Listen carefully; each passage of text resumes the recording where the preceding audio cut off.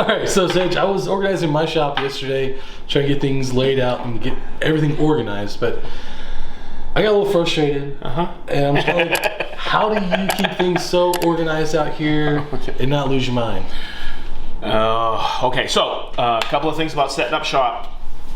This is so important. You'll always be setting up shop. You'll always be organized. You're always going to find a better way. You'll come in here, or you'll go to another buddy's shop and go, oh, I like the way he did that. Right. Okay? So you're always organizing. Now, I totally understand this. You're in your shop, and you come out into the garage. This is our garage, and you look and you go, oh, man, where do I start? It's a mess. It's about, I've learned this so many years ago. I call it the power of 10. After building all day, you want to go home. Okay, when I had my shop in Fort Lauderdale, Mikey and I, it was crazy, but we called it the power of 10. He would put 10 things away, and I would put 10 things away.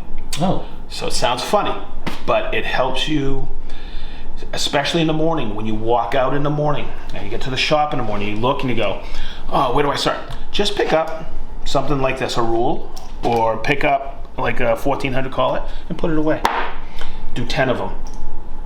It gets you in the mode of, and as you're going through and putting things away, oh, you know what? I need to do this, or, you know, oh, look, my dominoes. Oh, look, I got a domino here, put it away. It sounds so funny, I'm telling you this, but you'll understand how eventually 2-3 times a week when you're out in your shop, it starts to get organized. Awesome. And I'll tell you, Chris, if you pan over here, look at the top of that big cabinet I have over there. That's where all my pots are. I'll probably tackle that this afternoon before I go in.